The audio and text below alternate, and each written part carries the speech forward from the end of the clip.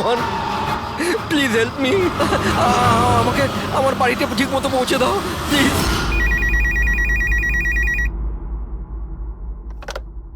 Hello, CID bureau. Hello ma'am, ma'am please আমাকে help করুন। Ma'am, আমার স্বামী এই মুহূর্তে খুব বড় বিপদের মধ্যে আছে। কি স্যার,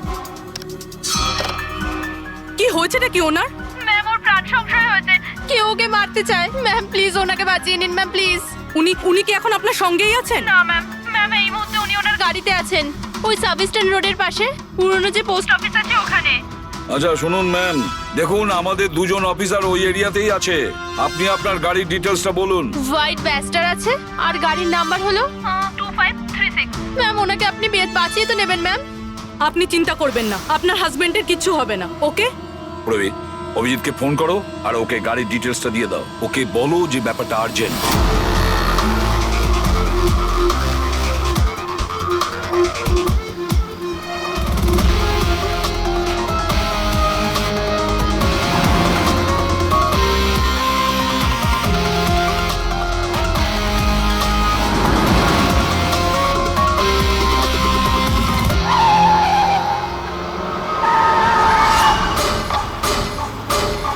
হ্যাঁ, এই নাম্বারটাই। ও গাড়ি এইভাবে কেন চালাচ্ছে? এ তো অ্যাক্সিডেন্ট করে দেবে।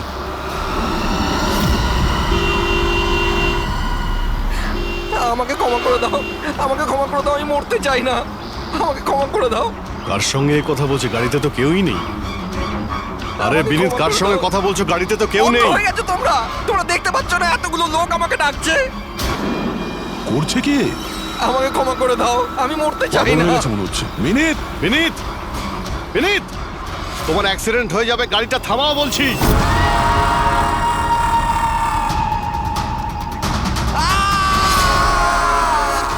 আঙ্কেল, আমার সাথে খেলো না, খুব মজা হবে। বিনীত, গাড়ি থামাও, সাইডে দাঁড় করাও।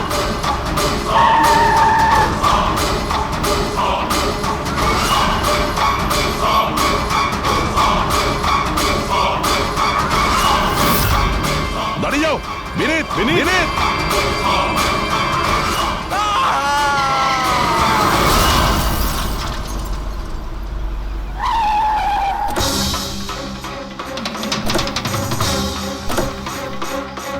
বিনীত,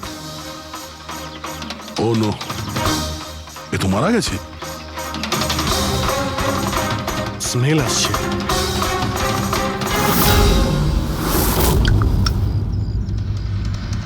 মদ। ড্রিঙ্ক করে গাড়ি চালাচ্ছিল, কিন্তু ও গাড়িতে কথা বলছিল কার সাথে? মদের নেশায় ভুলভাল বকছিল। মদ খেলে তো এটাই হয়, অ্যাক্সিডেন্ট। আপনি তো আমাকে কথা দিয়েছিলেন না যে বিনীতের কিছু হবে না, তো এটা কি হয়ে গেল? দেখুন ম্যাডাম, যদি ওনার অন্য কোনো দের হাত থেকে প্রাণ সংশয় থাকতো, আমরা ওনাকে নিশ্চয়ই বাঁচাতাম। কিন্তু উনি তো নিজেই মদ খেয়ে গাড়ি চালাচ্ছিলেন। আপনি তো জানেন এটা কতটা ডেঞ্জারাস। না, ওনার প্রাণ ওনার নিজের জন্য যায়নি, বরং তাদের জন্য গেছে যারাও এতদিন ধরে ওকে বিরক্ত করছিল। কারা? সকাল সন্ধে ঘুমিয়ে জেগে সব সময় ওকে বিরক্ত করত। উনি এতটাই চিন্তিত হয়ে গিয়েছিলেন যে উনি নিজের বিজনেসেও পুরোপুরি নজর দিতে পারছিলেন না। কোন লোকের কথা বলছেন আপনি? একটু পরিষ্কার করে বলুন। ম্যাম, বিনীতের মৃত্যু আমাদের সামনে হয়েছে, আর ওই সময় ও ছাড়া গাড়িতে কেউ ছিল না। তাহলে ওর মৃত্যুর দোষ আপনি অন্য কারোর ঘাড়ে চাপাচ্ছেন কেন? কারণ ওনার খুন হয়েছে। মার্ডার, এটা মার্ডার। মার্ডার হয়েছে? আপনি কি জানেন কারা করেছে এটা? আত্মারা। হতে পারে আপনারা ওই আত্মাটাকে দেখতে পাননি, কিন্তু বিনীত ওদের পরিষ্কারভাবে দেখতে পেত। সিআইডিরা আত্মাটাত্মায় বিশ্বাস করে না। আপনিও মানতেন স্যার, যদি আপনি 2 সপ্তাহ আগের ঘটনাটা দেখে থাকতেন। লীলা ওঠো, ওঠো লীলা, লীলা ওঠো। মিনিট, বিনীত,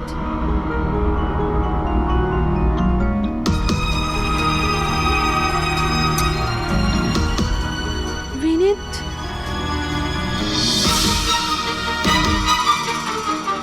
বিনীত, কি হয়েছে বিনীত? ওই দেখো আলমারির ওপরে। কি আছে ওখানে বিনীত? লীলা, আলমারির উপরে কেউ আমাকে দেখছে, আমাকে শুতে দিচ্ছে না। বিনীত, ওখানে কিচ্ছু নেই, কিচ্ছু নেই। তুমি না নিশ্চয়ই কোনো খারাপ স্বপ্ন দেখেছো। চলো শোবে চলো। আমি কোনো স্বপ্ন দেখিনি। ওই দেখো এখনো দেখছে আমাকে। তুমি কেন দেখতে পাচ্ছ না? বিনীত, ওখানে কিচ্ছু নেই। তোমার শরীর ঠিক নেই বিনীত, চলো তুমি এসে শুয়ে পড়ো, চলো। কিচ্ছু নেই বিনীত, তুমি না খারাপ স্বপ্ন দেখেছো, তার জন্য এরকম হচ্ছে। সরি সরি, আমাকে ক্ষমা করে দাও প্লিজ। 1 মিনিট। আর এই বিনীত কি কারণে ক্ষমা চাইছিল? এটা তো আমিও জানি না স্যার। বিনীত কাজ কি করতো? স্যার ওনার কোম্পানি হসপিটালে মেডিকেল ইকুইপমেন্ট সাপ্লাই করতো। আপনি শিওর যে ওই বিনীতকে খুন আত্মাই করেছে? স্যার আমার আগে তো এটা মনে হয়নি, কারণ না তো আমি কোনোদিন কোনো আত্মা দেখেছি আর না কোনোদিন কোনো আওয়াজ শুনেছি। কিন্তু পরে আমার বিনীতের কথাই বিশ্বাস হতে লাগলো যে ও সত্যি কথা বলছে।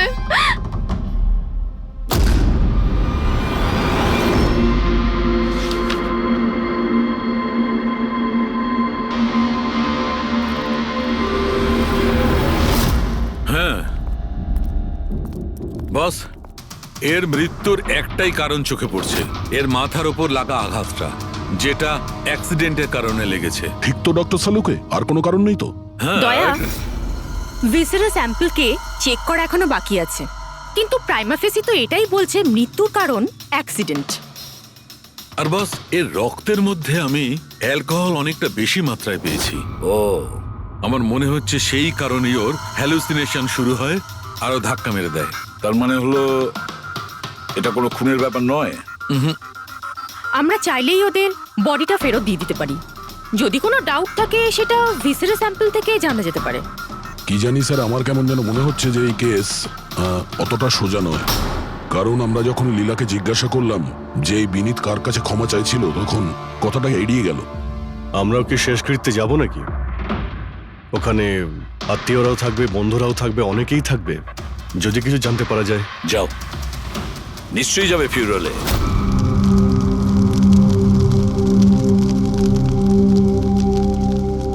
ঠিকই হয়েছে, মরে গেছে। খারাপ লোকেদের সাথে এটাই হওয়া উচিত। তুমি একদম ঠিক বলেছ, এই ধরনের লোকের এরকমই মৃত্যু হওয়া উচিত। ব্যাস, আর ওই দিনটার অপেক্ষা করছি যেদিন ওই দুজনেরও চিতা জ্বলতে দেখব। ওই দিন আমি তোমাদের দুজনকে অনেক বড় পার্টি দেব। কি সমস্যা কি তোমার? হ্যাঁ, এখানে একটা শোক পালন করার জায়গায় উৎসব পালনের কথা বলছো তোমরা? কেন করব না উৎসব? আরে আসল উৎসব তো সেদিন হবে যেদিন এই দুজনেরও চিতা জ্বলবে। ওরা দুজনে চিতায় উঠুক কি না উঠুক, তুমি সিআইডি রাতে ঠিকই আসবে। স্যার, আপনারা যদি সিআইডির লোক হন তাহলে অপরাধীদের সাহায্য করার বদলে আমাদেরকে ন্যায় বিচার দেওয়া উচিত। 1 মিনিট। কি বলতে চাও পরিষ্কার করে বলো। স্যার, আমার নাম পুনিত, আর আমার বাবা পার্পল হসপিটালে ভর্তি ছিল। ভেন্টিলেটরে ছিলেন। ডাক্তারবাবু, নার্স, ডাক্তারবাবু কোথায়? Relax. আমার বাবা মারা যাবে এক্ষুনি। প্লিজ ডাক্তারবাবুকে বলুন। কি হয়েছে? কেন চিৎকার করছেন? চিৎকার করবো না তো কি করবো? আমার বাবা ওখানে মারা যাচ্ছে, আর আপনাদের স্টাফ এখানে বসে মাছি মারছে। আপনি আগে শান্ত হন প্লিজ। আপনি পেশেন্টের কাছে যান, আমি দেখছি। তাড়াতাড়ি করুন প্লিজ। হ্যাঁ, ম্যাম, একটা ঘটনা ঘটে গেছে। কি সমস্ত হয়েছে? ভেন্টিলেটর এক এক করে বন্ধ হচ্ছে। কি? হ্যাঁ ম্যাডাম, আমাদের দুজন ডাক্তার ম্যানুয়ালি অক্সিজেন দেওয়ার চেষ্টা করছে। ম্যাডাম, সবার সাথে এরকম হওয়াটা ঠিক নয়। যদি ভেন্টিলেটর ঠিক না হয় তাহলে পেশেন্টরা মরে যাবে। আরে আস্তে বলো। আরে এটা হসপিটালের রেপুটেশনের ব্যাপার। এটা যদি পেশেন্টের বাড়ির লোকেরা জানতে পারে না, তাহলে একটা ঝামেলা হয়ে যাবে। ডক্টর, আপনারা প্লিজ 2 মিনিট সময় দিন, আমরা সলিউশন বার করছি। ম্যাম, এক করে সব ভেন্টিলেটর বন্ধ হয়ে যাচ্ছে। তুমি যাও, বাকি ওয়ার্ডসগুলো চেক করো, যাও। Okay ma'am. আরে ওই আমাদের সাপ্লায়ার বিনীতকে ফোন করো না, ওই সব কিছু ব্যবস্থা করে দেবে। প্লিজ টেনশন নেওয়ার কোনো ব্যাপার নেই। ডক্টর মেহেক হচ্ছে কি এসব? স্যার ভেন্টিলেটর সব বন্ধ হয়ে গেছে স্যার। আপনারা প্লিজ শান্ত হন, আমি কথা বলছি। স্যার এক এক করে সমস্ত ভেন্টিলেটর বন্ধ হয়ে যাচ্ছে স্যার। কি এটা কিভাবে হতে পারে? তো কোনো হসপিটালে ফোন করো না, ওখান থেকে আনাও। আরে রাজা ফোন লাগাও, আর মেহেক একটা কাজ করো, এখানে যে টেকনিশিয়ান আছে ওকে ডাকো। রাজা কি হলো তোমার? তুমি কি শুনতে পাচ্ছ না স্যার কি বললেন? আপনারা কি ডিসকাস করে টাইম ওয়েস্ট করছেন? আমার বাবা মারা যাবে ওখানে। আপনি প্লিজ একটু শান্ত হন, আমরা এক্ষুনি যাচ্ছি please. Ma'am ma'am sir ma'am very bad news. দুটো পেশেন্টের জীবন চলে গেছে, 5টা পেশেন্ট খুব ক্রিটিক্যাল অবস্থায় আছে। স্যার আজ আমাদের পরিবারের লোক আমাদের সাথে নেই, এর জন্য দায়ী শুধুমাত্র এই 3 জন লোক, বিনীত, মেহেক আর রাজা। আচ্ছা, এই বিনীত তো ইকুইপমেন্ট সাপ্লাই করতো, তাই না? হ্যাঁ স্যার। আর বাকি দুজন? স্যার যেদিন এই ঘটনাটা ঘটেছিল সেদিন মেহেক ডক্টর ইনচার্জ ছিল, আর রাজা হসপিটালে অ্যাডমিন সামলাতো। আচ্ছা, এনারা দুজনই কি শুধু হসপিটাল থেকে এসেছেন নাকি ওখান থেকে আরো অনেকে এসেছেন? এসছে স্যার, ওই হেড নার্স পরিণীতা, ওই শেখর যে মেনটেন্যান্সে ছিল, আর উনি ডক্টর কেদার, এই হসপিটালের মালিক। ঠিক আছে, এখন শান্ত হয়ে যাও। আমরা এই মামলার গভীরে যাব। যদি তোমার বাবার সঙ্গে কোনো অন্যায় হয় তো ন্যায় বিচার তুমি নিশ্চয়ই পাবে।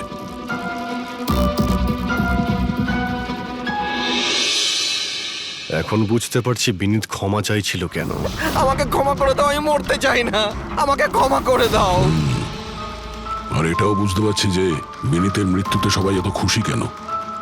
তার মানে বিনীতের মৃত্যুর কারণ যে কেউ হতে পারে। আর বিনীতের পরে খুনির পরের শিকার এই এদের দুজনের মধ্যে কেউ হতে পারে।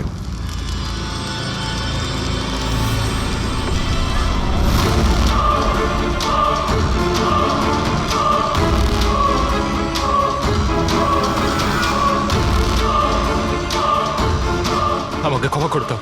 তুমি আমাকে কেন মরতে দিলে? আমার পিছু নিও না।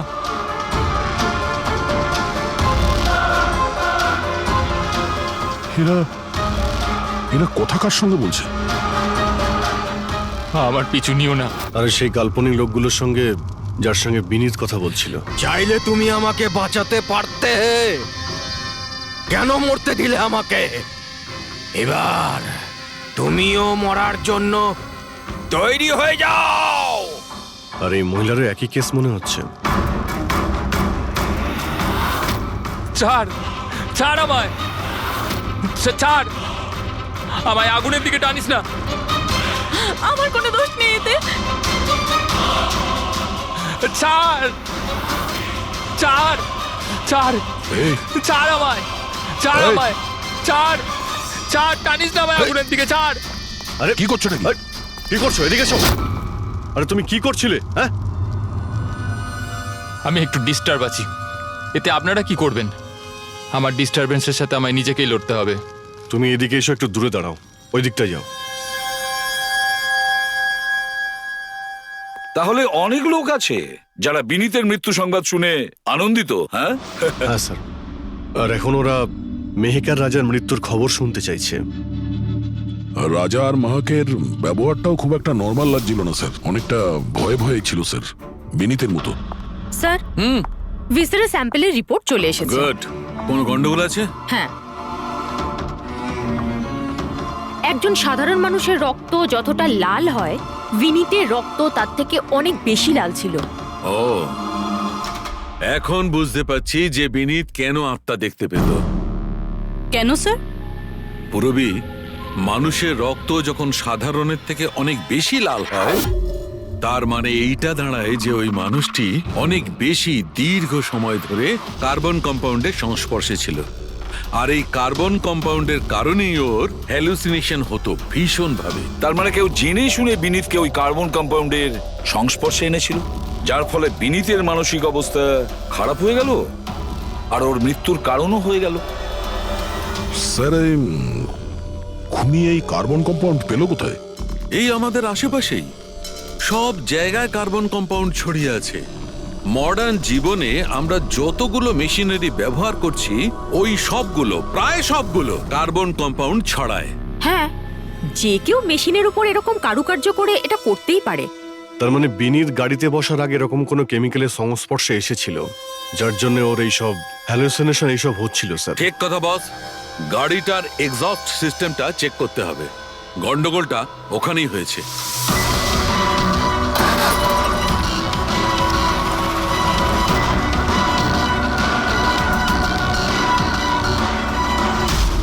সালুঙ্কে স্যার তো ঠিকই বলছিলেন স্যার, পেট থেকে তো কেমিক্যাল বেরিয়ে আসছে।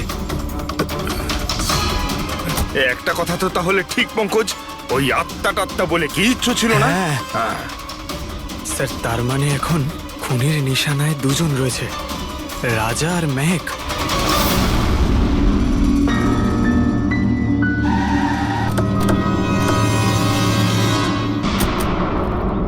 শ্মশানে রাজার ব্যবহারটা খুব একটা ঠিক ছিল না, এখনো ওর মানসিক অবস্থা ঠিক নয়। আরে স্যার, দরজা তো খোলা।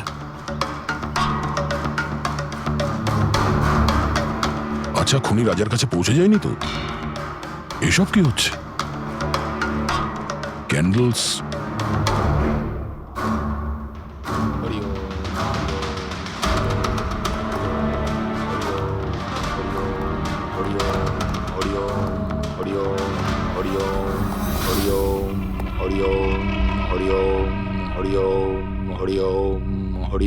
রাজা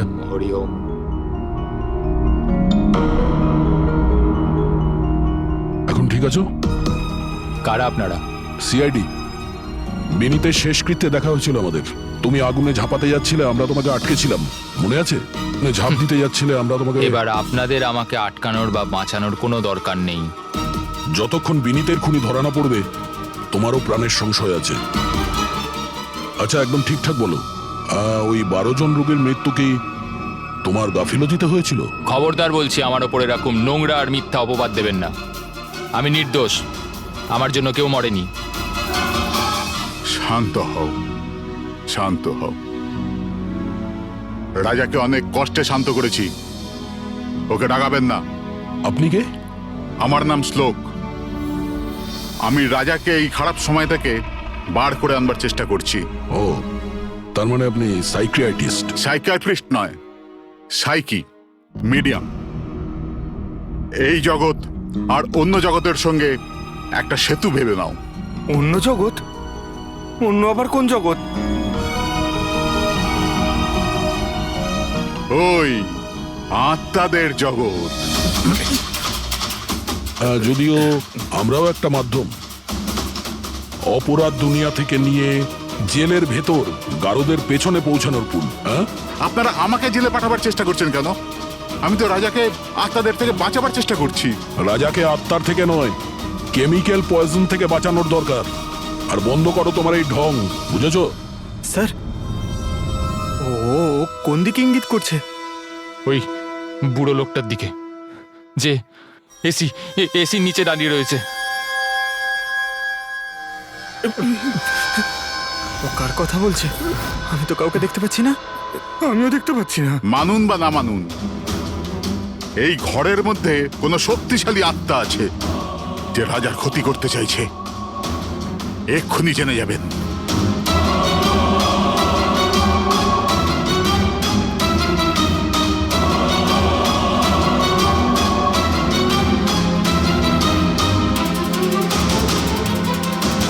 মিটার দিয়ে আত্মা দেখা যাবে?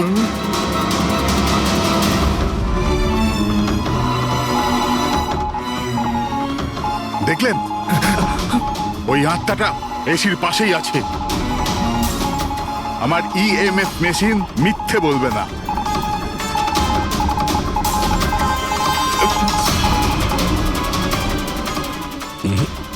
তবে আমাদের ওই মিটার ভুল হতে পারে না, বুঝলে? ফ্রেডি, মনে হচ্ছে রাজার ও কার্বন কম্পাউন্ডের অ্যাকশন ওর গাড়ির থেকেই হয়েছে। একটা কাজ করো, এই মিটারটা নিয়ে যাও, ওর গাড়িটা চেক করো। ফ্রেডি। পঙ্কজ, তাহলে বলো, তুমি বিনীতের ফিউরিনালে কি দেখেছো? আমি কাউকে দেখিনি, আমি কিছু দেখিনি। মিথ্যা কথা বলো না। যদি কিছু দেখেই না থাকো তাহলে পালালে কেন? আমি মিথ্যে বলছি না, আমি সত্যি কাউকে দেখিনি। আচ্ছা, হাসপাতালে যে 12 জন মারা গিয়েছিল সেটা কি তোমার গাফিলতির জন্যই হয়েছিল? আমার গাফিলতিতে? দেখুন, আমার দ্বারা যতটা সম্ভব আমি সব চেষ্টা করেছি। আমি ডাক্তার কেদারের সঙ্গে কথা বলেছিলাম, কিন্তু উনি তো কোনো অ্যাকশনই নিলেন না।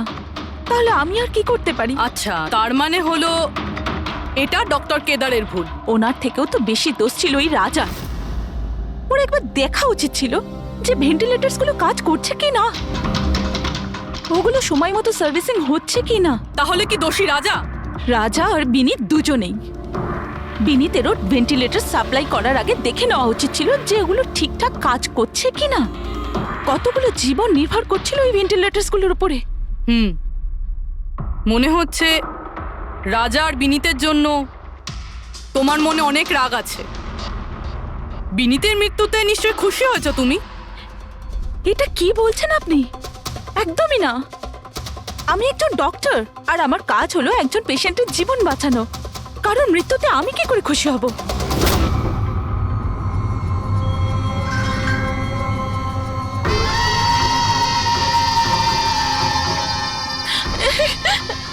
ও আবার এসে গেছে, আবার এসে গেছে।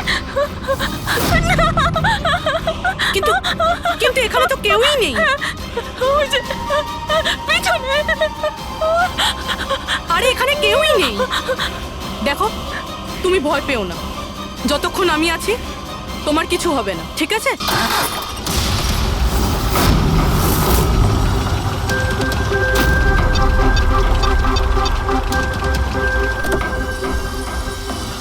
গাড়ির এসিতে তো কার্বন কম্পাউন্ড নেই। বাড়ির ভেতরে গিয়ে দেখা যাক, চল।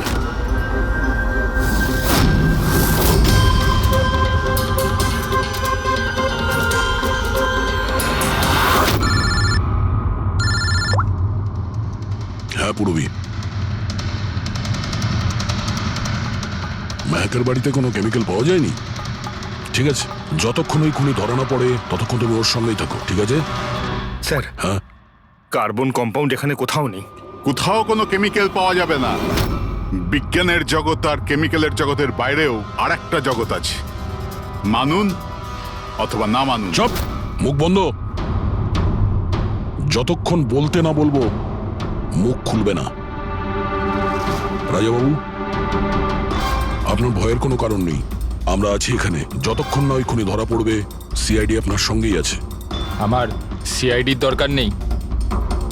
ইনি রয়েছেন না আমার সুরক্ষা করার জন্য। আরে এটা কিভাবে সম্ভব? না রাজার বাড়িতে কেমিক্যাল পাওয়া গেছে আর না মেহেকের বাড়িতে পাওয়া গেছে, এটা কি করে সম্ভব? স্যার, আমরা রাজার বাড়িটাকে ভালো করে চেক করেছি, এক একটা কোণা দেখেছি, ওই গাড়িটাও চেক করেছি, কোথাও কিছু পাওয়া যায়নি। হ্যাঁ, কিন্তু দয়া, যদি কোনো কেমিক্যাল ব্যবহারই না হয়ে থাকে তাহলে রাজা আর মেহেকের হ্যালুজিনেশন হলো কি করে? কোনো তো একটা কারণ থাকবে। আর স্যার, যেভাবে বিনীতের কারের এসিতে কেমিক্যালের ব্যবহার করা হয়েছে, এটা কোনো আনপ্রফেশনাল কেউ করেছে বলে আমার মনে হয় না। একটা কাজ করা যাক, যারা মারা গেছে তাদের বাড়িতে দেখো, হয়তো কেউ থাকতে পারে যে কেমিক্যালের বিষয়ে খুব ভালো করে জানে, বা কেউ কেমিক্যালের এক্সপার্ট। আর হ্যাঁ, হসপিটালের ওই স্টাফকে ডাকো। চিফ নার্স যে আছে না, হেড নার্স পরিণীতা, আর হেড টেকনিশিয়ান শেখর, আর মালিক কেদার, তিনজনকেই ডাকো। দেখা যাক।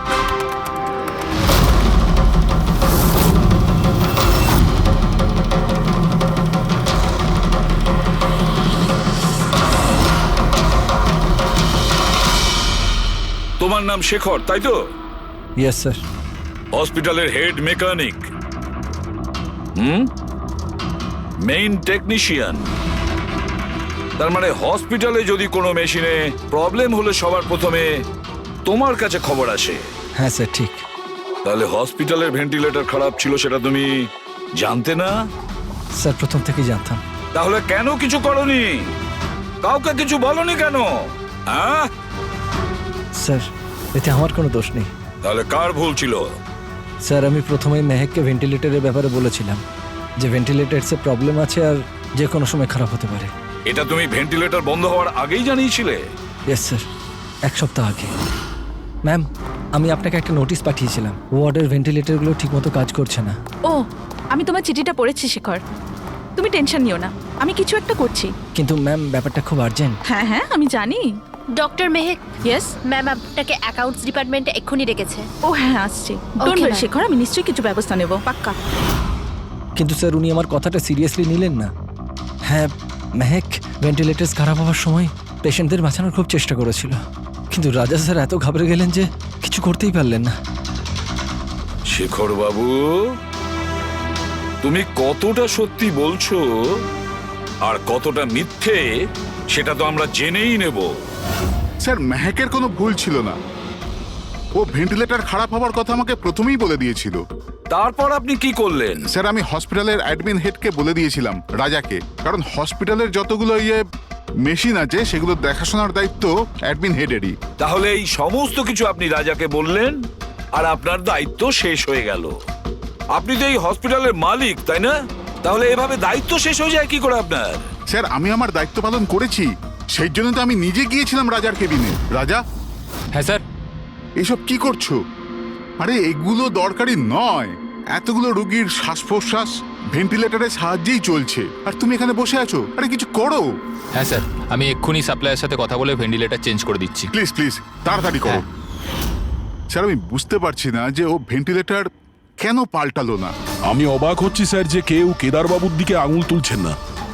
সবাই রাজা, বিনীত আর মেহেকের পিছনে পড়ে আছে। সেটাই তো, হসপিটালের মালিক না কেদার বাবু?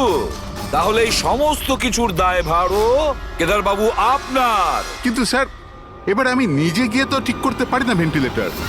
স্যার আমার কাজ হলো কনসার্ন ডিপার্টমেন্টকে ইনফর্ম করা, আর আমি সেটা করে দিয়েছিলাম। বরং আমি বিনীতের সঙ্গে নিজে কথা বলেছিলাম। আমি ওকে বলে দিয়েছিলাম যে যদি এগুলো রিপেয়ার করা যায় তো রিপেয়ার করুক, না হলে চেঞ্জ করে দিক, কিন্তু কোনো অ্যাকশনই নিল না। এ কোনো অ্যাকশন নেয়নি, সে কোনো অ্যাকশন নেয়নি, আপনি কি অ্যাকশন নিয়েছিলেন? আর দোষ দিচ্ছেন বিনীতকে, যে কিনা মারা গেছে, বা রাজার, যে উত্তর দেওয়ার পরিস্থিতিতে নেই। স্যার যেটা সত্যি ছিল ওটা আমি আপনাদের বলে দিলাম, সেটা এবার মানবেন কি মানবেন না স্যার আপনাদের ব্যাপার। পরিণীতা স্যার। হসপিটালের হেড নার্স, তাহলে তুমি হসপিটালের ব্যাপারে নিশ্চয়ই সবকিছু জানো। হ্যাঁ স্যার। তাহলে এবার সত্যি করে বলো, এই যা কিছু হয়েছে কার গাফিলতির কারণে হয়েছে? তাড়াতাড়ি বলো। হ্যাঁ স্যার, বলছি। আমার সাথে বিশ্বাসঘাতকতা করার চেষ্টা করো না রাজা। আর হ্যাঁ, যদি মেশিনে কোনো ফিজিক্যাল ড্যামেজ থাকে তাহলে সেটা ওয়ারেন্টিতে আসে না। যদি তোমার নতুন ভেন্টিলেটর চাই তাহলে তোমাকে পুরো কস্ট পে করতে হবে, বুঝেছো? আমি তোমার থেকে বাজে লোক আজ অব্দি আমার জীবনে দেখিনি। এবার থেকে না তো আমাদের হসপিটাল তোমার থেকে কিছু কিনবে, না তো শহরের আর কোনো হসপিটাল। শোনো, এসব হুমকি অন্য কাউকে দেবে। তুমি জানো না আমি কে, যা করার করে নাও।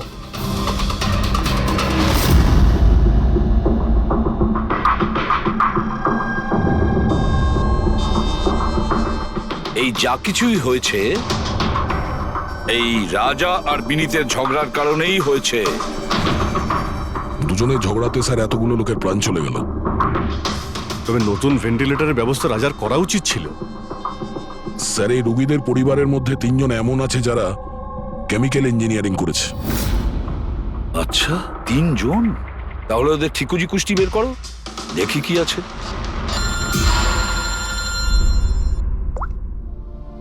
Hello ACP Pradyuman.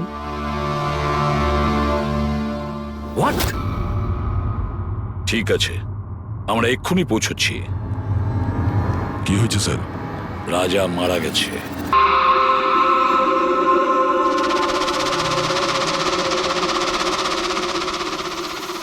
দয়া, এর মৃত্যু তো মাথায় চোট লাগার কারণেই হয়েছে। মনে হচ্ছে ছাদ থেকে লাফ দিয়েছে। হতে পারে হ্যালুসিনেশন এত জোরে হয়ে গেছে যে ঘাবড়ে গিয়ে রাজা উপর থেকে ঝাঁপ মেরে দিয়েছে। আর তুমি খেয়াল রাখছিলে না এর? এই খেয়াল রেখেছো তুমি? হ্যাঁ স্যার রাজা তো একদম শান্ত হয়ে শুয়ে পড়েছিল। আমি কি করে জানবো যে হঠাৎ করে উঠে পড়বে আর আত্মহত্যা করে ফেলবে? যখন এটা হয়েছিল তুমি কোথায় ছিলে? হ্যাঁ স্যার আমি অন্য ঘরে শুয়েছিলাম, তখনই আমি রাজার জোরে জোরে চিৎকার শুনলাম। আমি আত্মাদের সহ্য করতে পারছি না, আমার নিস্তার চাই, মুক্তি চাই। আর যতক্ষণ আমি ওর কাছে পৌঁছবো ততক্ষণ ও ছাদ থেকে পড়ে গেছে। বাহ, কি অদ্ভুত ব্যাপার। রাজাকে একলা রেখে তুমি নাকে তেল দিয়ে ঘুমোচ্ছিলে? হ্যাঁ আমি তো মনস্থির করেই ছিলাম ঘুমোবো না, কে জানে কিভাবে ঘুমিয়ে পড়লাম। নিশ্চয়ই আমাকে ওই আত্মাগুলোই ঘুম পাড়িয়ে দিয়েছিল। আপনি আপনি এটা দেখুন স্যার, মিটারের রিডিং কত বেড়ে গেছে। আমারও কিন্তু একটু ক্লান্তি ভাব লাগছে স্যার। আর দ্বিতীয়বার যদি আমাকে এই মিটার দেখিয়ে দিস না তাহলে মনে রাখিস। দয়া, 1 মিনিট ভাই, একটু মিটারটা দেখি। এই নিন। এই মিটারটা আমি রাখছি। হ্যাঁ, আমি ফেরত দিয়ে দেবো পরে। ঠিক আছে স্যার, কিন্তু দিয়ে দেবেন। হ্যাঁ, দিয়ে দেবো। বরং এখন তুমি বাড়ি গিয়ে একটু আরাম করো। ক্লান্ত হয়ে গেছো, একটু দুর্বলও লাগছে। হ্যাঁ হ্যাঁ স্যার। ঠিক মতো ঘুমও হয়নি। যাও আরাম করো। এটা কি ডক্টর সালুকে? ওকে যেতে দিলেন আর এই মিটারটা রেখে দিলেন? দয়া, এই যে মিটারটা না, এটা খুব কাজের জিনিস।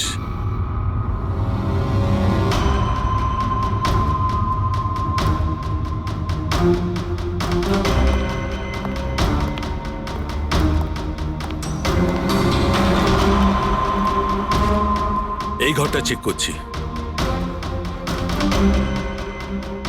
হ্যাঁ ডক্টর, নেই। ওপরে যাওয়া যাক।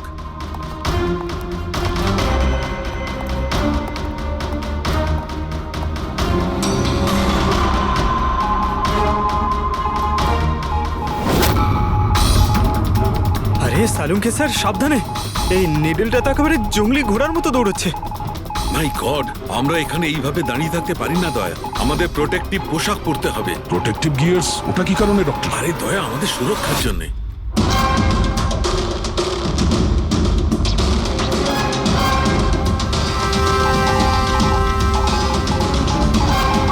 এই দেখো, সবচেয়ে বেশি মিটার রিডিং এখানেই পাওয়া যাচ্ছে, এই এসিটার নিচে। মনে স্যার ওই পঙ্কজ, খবরদার যদি আত্মার নাম নিয়েছো। স্যার, এই মিটারটা কোন দিকে ইঙ্গিত করছে? বলছি, বাইরে চলো।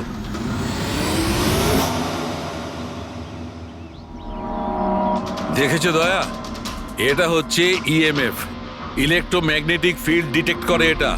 ইলেকট্রোম্যাগনেটিক ফিল্ডস, এগুলো তো আজকাল সব ইলেকট্রিক অ্যাপ্লায়েন্সের মধ্যে হয় ডক্টর। টিভি, ফ্রিজ, একদম ঠিক দয়া, কিন্তু ওই অ্যাপ্লায়েন্স গুলোর ইএমএফ হিডেন থাকে, লুকোনো থাকে, যাতে মানুষের উপর খারাপ প্রভাব না পড়ে। কি খারাপ প্রভাব? এইটার কারণে লোকেদের নশিয়া হতে পারে, ঘুম না হতে পারে, মন খারাপ হতে পারে। আর যদি অনেকক্ষণে সংস্পর্শে থাকে তাহলে হ্যালুসিনেশন হওয়াটা কোনো বড় কথা নয়।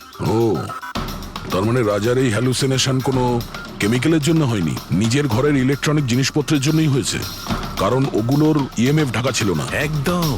তার মানে কেউ জেনে বুঝে এগুলোকে গন্ডগোল করে দিয়েছে। হতে পারে দয়া। এমনিতেই রাজা মনে মনে খুব কষ্ট পাচ্ছিল, খুব দুঃখ পেয়েছিল রোগীদেরকে বাঁচাতে পারেনি বলে। সেই জন্য হ্যালুসিনেশন ওর কাছে আফসোসের রূপে ধরা দিয়েছিল। হতে পারে এই অনুতাপের জন্য বিনীতেরও মৃত্যু হয়েছে। একদম ঠিক। আর ওই অশোক, ওরও দুর্বলতা সেই জন্যই মনে হচ্ছিল, যেহেতু ও এই ইএমএফ এর সংস্পর্শে অনেকক্ষণ ছিল। এখানে ওই কার্বন কম্পাউন্ড পাওয়া যায়নি। এটা কি করে দয়া? কারণ এখানে তো ইএমএফ এর ব্যবহার হচ্ছিল, আর সবচেয়ে বেশি রিডিং উঠছিল বেডরুমে এসির কাছে। তার মানে বেডরুমের এসিতে কোনো কারুকাজ করা হয়েছে। তাহলে তুই মেহকের বাড়িতে ওই ইএমএফ হনো। আমার তাড়াতাড়ি পূরবীকে ইনফর্ম করতে হবে।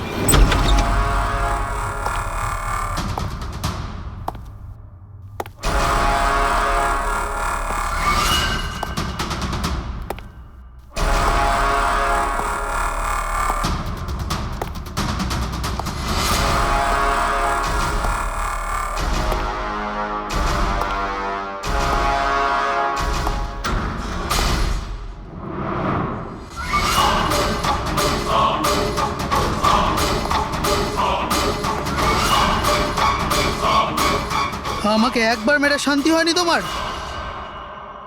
আমাকে আবার মারতে এসেছো?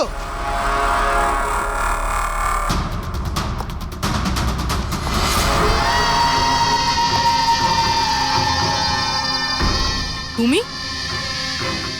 আমি তোমাকে সেলফ ডিফেন্সে মেরেছিলাম, আর তাছাড়া তুমি একজন অপরাধী। অপরাধীদের কি পরিবার থাকে না?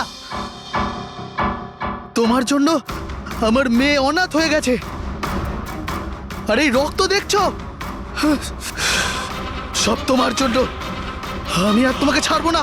দেখো, আমার কাছে আসবে না, আমি কিন্তু মেরে দেবো। আমি তোমাকে ছাড়বো না। আমার কাছে আসবে না, আমি কিন্তু বলছি মেরে দেবো। আমি বলছি আমার কাছে আসবে না, আমি মেরে। পূরবী, কি করছো তুমি? ছাড়ো এটা। স্যার, ওই যে ওই লোকটা। কি? স্যার এখানে স্যার ওনাকে ধরুন, উনি আমাকে মারতে চান। এক মিনিট, আগে এখান থেকে বাইরে চলুন। তাড়াতাড়ি চলো, প্লিজ তাড়াতাড়ি, প্লিজ তাড়াতাড়ি, ফার্স্ট। এই হলো সেই তিনজন যাদের সম্পর্ক কেমিক্যাল ইঞ্জিনিয়ারিং এর সঙ্গে আছে, সুহাস, দীপক আর কিশোর। খুনি এদের মধ্যে যে কেউ হতে পারে। না অভিজিৎ, কারের এসিতে কেমিক্যাল ফিক্স করাটা অন্য ব্যাপার, আর ইলেকট্রোম্যাগনেটিক ফিল্ডকে এত চাতুর্যের সঙ্গে ব্যবহার করাটা অন্য কথা। আমার মনে হচ্ছে ও এমন একজন লোক যার সায়েন্সে, মেডিকেল সায়েন্সের ওপর খুব ভালো দখল আছে, হয়তো কোনো ডক্টর অথবা সায়েন্টিস্ট। যেই করুক, সে ইলেকট্রোম্যাগনেটিক ফিল্ড ভালো মতন ব্যবহার করেছে, যাতে মেহেক আর রাজা ওরা দুজনেই যাতে ইএমএফ এর সংস্পর্শে থাকে। হতে পারে হসপিটালে ওরা দুজন নিজেদের কাজ করছিল, তখনও এই ইএমএফ ওখানে উপস্থিত ছিল। তাহলে স্যার হতে পারে হসপিটালের কোনো মেশিনের সাথেও গন্ডগোল করা হয়েছে। নিশ্চয়ই দয়া, নিশ্চয়ই। আর এটা ওই করেছে, হসপিটালের ভেতরেরই কেউ। তাহলে এই হলো সেই জায়গা যেখানে মেহেক আর রাজা বসতো। হ্যাঁ স্যার। আর কে কে যাওয়া আসা করতো এখানে? স্যার শুধু স্টাফেদেরই ভেতরে যাওয়ার পারমিশন ছিল, তাও যদি কোনো কাজ থাকতো তাহলে। মানে বাইরের কেউ এখানে ঢুকতেই পারতো না? না স্যার, এমনকি রুগীদেরও এখানে ভেতরে আসার অনুমতি ছিল না। তার মানে তো এটা বোঝা গেল যে স্টাফেদের মধ্যেই কেউ, মানে আপনাদের মধ্যেই কেউ একজন খুনি। এ আপনি কিভাবে বলতে পারেন? এটা আমরা বলছি না, এটা এই ইএমএফ মেশিনটাই আমাদের সবকিছু বলে দিয়েছে। আর এই ইএমএফ মেশিনের হিসাবে এই এসির সাথে কোনো গন্ডগোল করা হয়েছে। তার মানে রাজা আর মেহেককে মারার চেষ্টা করা হয়েছিল, কিন্তু বেচারা রাজা মারা গেছে। এসির সাথে গন্ডগোল? কি বলছেন আপনি? আমি তো কিছু বুঝতেই পারছি না। এই কথাটা এই রুমে থাকা শুধুমাত্র সেই বুঝতে পারবে যে নিজেই খুনি। আর ও আজ এখানে প্রোটেক্টিভ গিয়ার পরে এসছে, যাতে ইলেকট্রোম্যাগনেটিক ফ্রিকোয়েন্সিতে তার কোনো ক্ষতি না হয়, তাই তো? কি সে?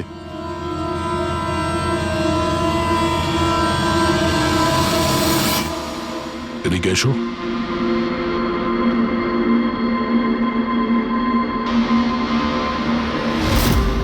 ফ্যাশন সেন্স তো তোমার খুব ভালো, শেখর। জামা কাপড়ের ভেতরে এই সুরক্ষা কবচ। দেখো, তোমার সমস্ত প্ল্যান আমরা জেনে ফেলেছি, তোমার ব্যাপারে সমস্ত খোঁজ খবর নিয়েছি। তুমি এখানকার এমন একজন টেকনিশিয়ান যে এসির সঙ্গে কোনো গন্ডগোল করতে পারে। এখন তাড়াতাড়ি বলো, কেন করেছো তুমি এসব? আমি করেছি এসব। আর কি ভুল করেছি আমি যদি মেহেক, বিনীতা, রাজার ওপর অভিযোগ লাগিয়েছি। তো এদের জন্য 12টা পেশেন্টের মৃত্যু হয়েছে, যেটা আমি দেখতে পারিনি। তারপর আমি ভাবলাম যে এদের এরকমই মৃত্যু দেওয়ার প্রয়োজন আছে, যেভাবে 12টা পেশেন্ট মারা গেছে। সেই জন্য আমি ইএমএফ আর কার্বন কম্পাউন্ডের বিষ ব্যবহার করেছি ওদের মারার জন্যে, যাতে এদেরকে এমন মৃত্যু দিতে পারি, মৃত্যু নয়, একটা ভয়ঙ্কর মৃত্যু। আর এটাই আমার ন্যায় বিচার। শাস্তি দেওয়ার অধিকার শুধুমাত্র আইনের আছে, অন্য কারো নয়, বুঝেছো? তুমি জানতে যে এই কেমিক্যাল ব্যবহার করলে ওদের হ্যালুসিনেশন হবে, ওই মারা যাওয়া রোগীগুলো ওরা সামনে দেখতে পাবে, যার জন্য ও পাগল হয়ে যাবে, তাই তো? কিন্তু আমি আমার লক্ষ্য পূরণ করতে পেরেছি। যেরকম মৃত্যু আমি চেয়েছিলাম দিতে, সেরকমই মৃত্যু বিনীতা, রাজাকে আমি দিয়েছি। কিন্তু দুঃখের ব্যাপার, মেহেককে আপনারা শেষ মুহূর্তে বাঁচিয়ে নিলেন। সফল তো তুমি তখন হতে যদি তুমি কোনো অপরাধ না করে ওদেরকে শাস্তি দিতে। তোমার আর ওদের মধ্যে কি পার্থক্য রইল? এখন তুমিও একজন খুনি, তবে তুমি কি শাস্তি পাবে সেটা এখন আদালত ঠিক করবে।